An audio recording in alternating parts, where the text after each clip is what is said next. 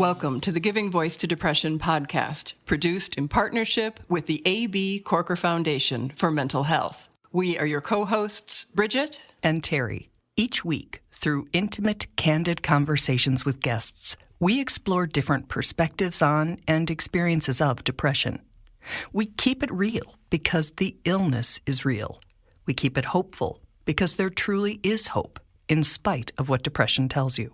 We are not experts or therapists. We are sisters and best friends who live with depression and have interviewed hundreds of other people who do as well.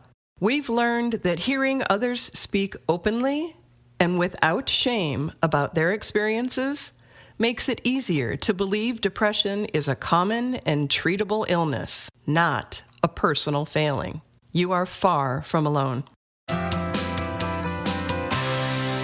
We began season 17 with a song. A young singer-songwriter posted an original piece she'd written in the depths of depression. It was powerful stuff. And the very first time we heard it, we knew we had to invite her to be on the podcast. In the episode, she not only sings I'm Not Okay for us, but discusses in detail the tools she uses, including music, to keep herself safe in hard times. Here's a taste of the episode. I can't really describe how it was. It was just for months straight, like constant, like every day. I was just exhausted every day. I was so far in that I was like, I don't know what else to do right now. I need to write everything down, how I'm feeling. What Demetra wrote was intense, visceral, and hauntingly beautiful. We'll play the first minute. I don't want to die, don't want to live a life like this. I admit, all I feel is pain, like it'll never go away. Such a shame that I may never know what it's like to be happy, that I may never know what it's like to feel okay. The 24-minute episode, which includes the full version of Demetra Prohoska's song, is episode 176, I'm Not Okay. In Teach Your Children Wellness, we revisited an interview with TJ, the father of a then 9-year-old child. TJ struggles with a number of mental health diagnoses, including depression. He wanted to make sure his son understood at an early age that his father's behaviors are symptoms of his illnesses, not signs of laziness or disinterest. He also wanted his son to know that he may be genetically predisposed to similar challenges and that he should speak up if he notices them. Because I wanted him to understand the things that I deal with are common, that I'm not the only person in the world that's like this, and that it was important for me to tell him that it's okay to talk about your feelings, and to share your feelings, because we spend most parents spend most of their time when children are little, discouraging them from sharing their feelings. Basically, if a child cries, we do everything we can to get them to stop. So, we kind of go down the wrong path of encouraging a child to share their feelings. And I want to make sure that I try to reverse that trend with him to where he understands it is okay. It is okay if he needs to cry. It is okay if he's mad about something and he wants to talk about it. Again, the full episode, which you can find by searching our archive for Teach Your Children Wellness, is 20 minutes long and a must-listen, in our opinion, for every parent or caregiver of children. Our next episode explored a topic that members of our Facebook community requested. Over the years, we've addressed antidepressants from various perspectives and made clear that while some people credit them with controlling their depression or even saving their lives, others believe meds cause them more problems or are a ruse of big pharma. So we were asked to discuss the topic with a psychiatrist we trust, and we chose Dr. Jessi Gold. One question we asked her is what someone should expect in an appointment with a psychiatrist. I think first visits for anybody is going to be really just trying to figure out what it's been like for you and how things have been going, and trying to understand what your symptoms have been like, what the experience has been like for you, what this has been like versus what your baseline was. Like, what were you like before? What are you like now? What have you experienced in your past? And what are you like now? We try to get a pretty good history of the trajectory of why now and why you're in our office today and not 3 weeks ago. I think that's really important. Dr. Gold's full episode is uncreatively titled Number 178, A Convo with a Psychiatrist About Meds. It's about 19 minutes long. If you follow the news, you've probably heard the horrific reports that unmarked graves containing the remains of hundreds of Indigenous children have recently been found in Canada at a former residential school for Native American children.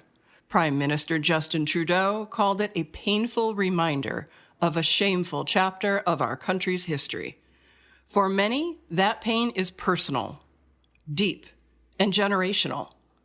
Weeks before that grim discovery, we talked with Mark Paulus, Oneida Nation General Manager, about how the many injustices and traumas suffered by Native Americans have impacted his community and his family, contributing to, among other things, high substance abuse, domestic abuse, and suicide rates.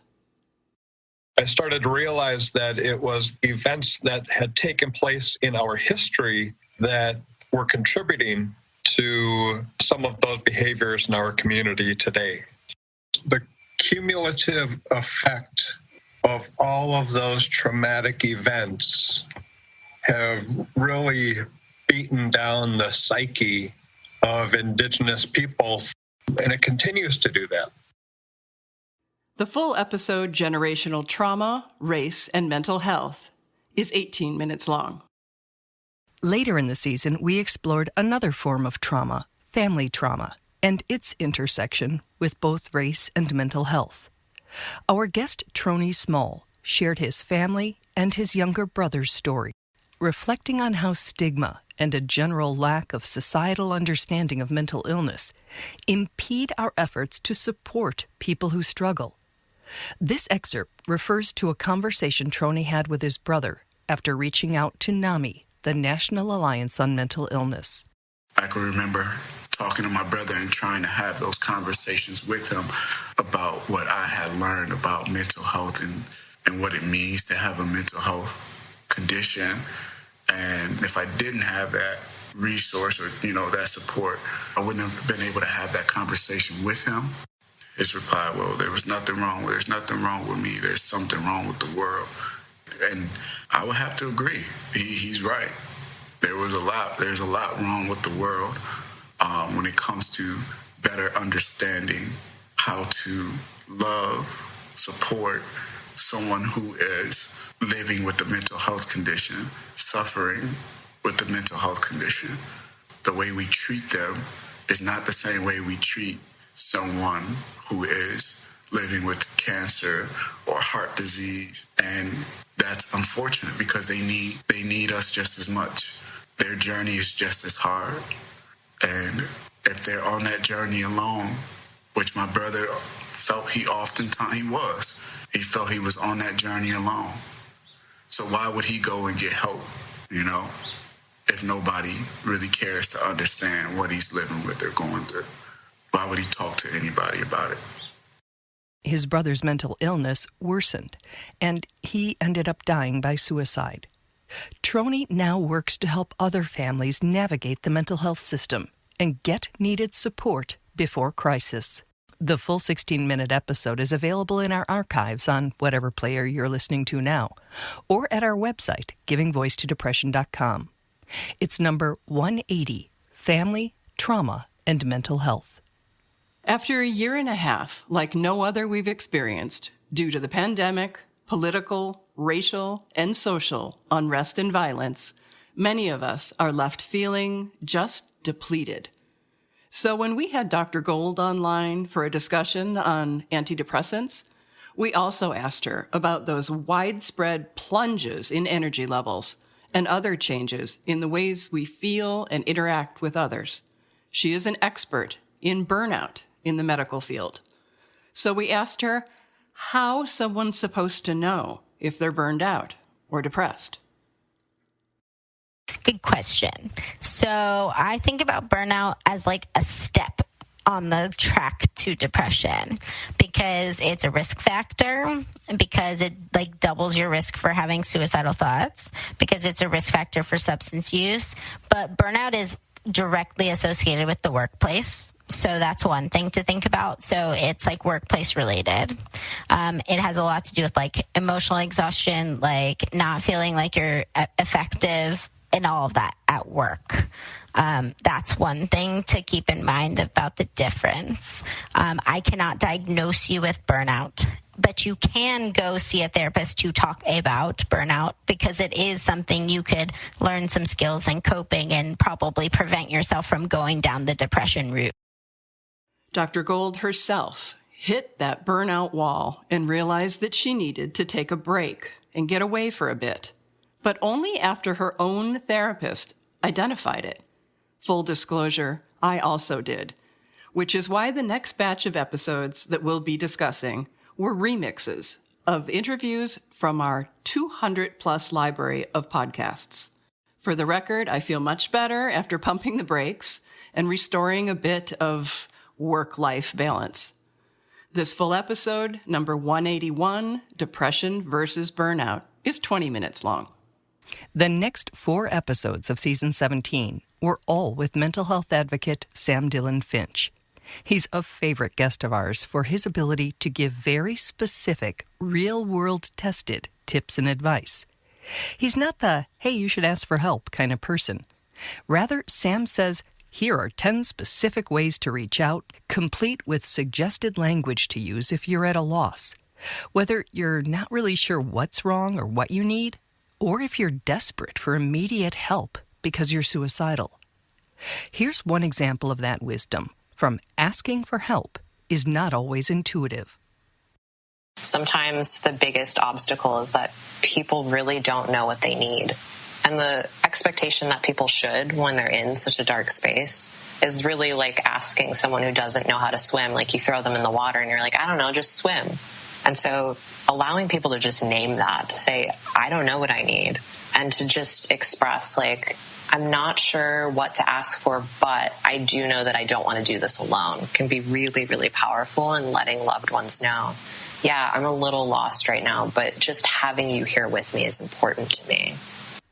We unpacked the first 5 of Sam's 10 suggested ways to ask for help in this 20-minute episode. Asking for help is not always intuitive. Sam's other 5 tips are discussed in the episode How to Ask for the Help You Need, Part 2. If you live with depression or another mental health challenge, you probably understand why such a list could be really helpful to have on hand. When all your energy has been drained, or you have far too much, or you're anxious and fearful, or whatever symptoms are short-circuiting your ability to clearly evaluate what you're feeling and what you might need to feel healthier and more stable. Having his list printed out, which we've linked to for both of these episodes, could really be helpful. Number 8 is near the other end of the spectrum. This one's designed to sound an alarm. Sam says this is the one to use when your survival instinct is letting you know you're too close to the edge for comfort. Say, I'm struggling right now, and I'm afraid I'm reaching my limit. Can you give me a call? And then say exactly when, whether that's right now or tonight, whatever you need. So this one was really difficult to put on the list because I realized from experience and also thinking about my friend that what happens when you're suicidal and you realize that you're at the end of your rope? How do you tell people that? How do I introduce something that's really scary in a way that doesn't catch someone off guard, but also really honors that this is an urgent situation? And so trying to figure out what those words would look like, someone can adapt this to whatever language is natural for them. That's from the episode How to Ask for the Help You Need, Part 2, which explores the second half of Sam's really practical and doable list of ways to override the feeling that you don't need or deserve support when you do. So the 10 tips detailed in those 2 episodes are for us to use when we need a hand or an ear, or help cleaning our space, or making and keeping a doctor or therapy appointment, or whatever might help shift something or keep us afloat and connected. The next 2 episodes are about how we can offer help and support to someone we know who's struggling with their mental health. Again, these aren't dreamed up or impractical ideas. They're things that people have actually done for our guest that he's sharing because they helped him. As an outsider, whether or not you live with a mental illness yourself, it can be hard to know what might help or how to offer it without seeming intrusive or being ineffective. Like, I think there are plenty of people in my life who have wanted to be supportive and just really didn't know what that would look like. And I think part of it, too, is that we just need to normalize the idea that someone can offer that support without being asked to offer it, which was like a big thing for me. Is I think people wait for a written invitation to support folks in their life, and they don't need one. There are big and small ways to intervene. For both the person offering and the one receiving support, the earlier, the better. Waiting until someone is in crisis raises the stakes for everyone. That full 19-minute episode is called, You Want to Help Someone Who's Struggling? Here's How. In How to Help Someone Who's Struggling Part 2, we explore the second half of Sam Dylan Finch's list of 11 ways people have helped him when he was struggling. Again, we find his suggestions to be some of the best that we've encountered. We encourage you to listen to and share these episodes on your social media. This suggestion is to help someone navigate the mental health system. You would be hard-pressed to find a person with some kind of mental health challenge that's not frustrated with the mental health system, even under the best of circumstances, because it's complicated and messy and really difficult to navigate. I think that there are folks who don't have experience with this who think that once you realize you have a mental health problem, you just go and get a therapist or you go and get a psychiatrist, and bada bing, like 2 weeks later you emerge and you're totally fine. And it's just not at all like that. There are delays. There are tons of phone calls you often have to make. You have to deal with insurance, which is notoriously awful to deal with, assuming you even have insurance. And if you don't, you have to find services that will still help you. It's a mess. And I think that if you're already in a difficult place, the idea of having to dig through that mess is just awful. That full 19-minute episode called How to Help Someone Who is Struggling Part 2 is available, like all 200-plus others, in the Giving Voice to Depression library of episodes, which you can find where you're listening now or on our website, givingvoicetodepression.com. We've learned from Sam and dozens of other guests that when possible, the time to discuss the type of support a person would most welcome is when they're well. Ask them questions like, when you're really depressed and when you shut down, how can I help you? There are also safety plans like the WRAP plan, which stands for Wellness Recovery Action Plan, that you can work on together so that everything's spelled out in advance of the need. We've done a few episodes on those as well if you want to search for them.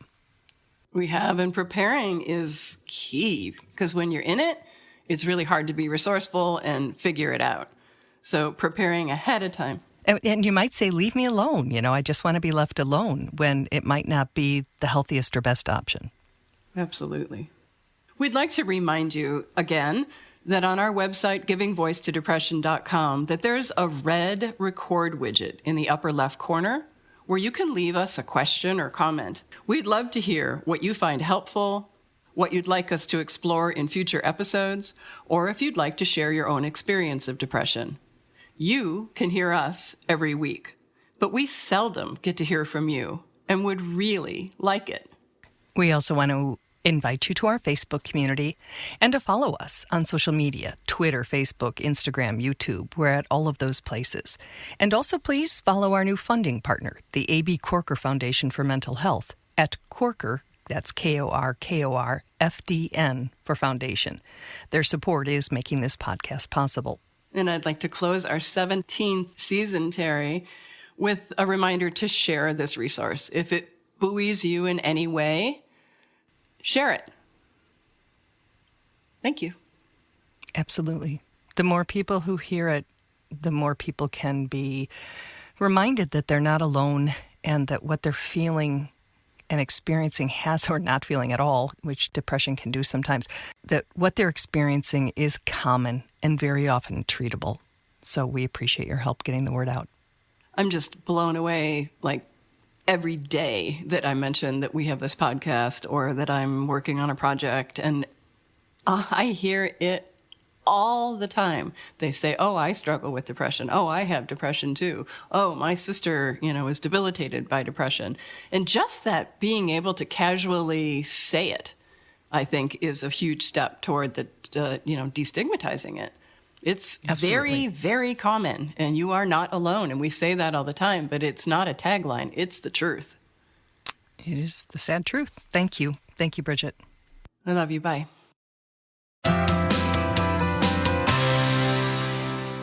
We truly hope that our podcast brings a little more understanding, helps you better articulate your experience of depression, or better understand how to support someone else's. We invite you to join us for daily posts on the Giving Voice to Depression Facebook page and on Twitter and Instagram at Voice Depression.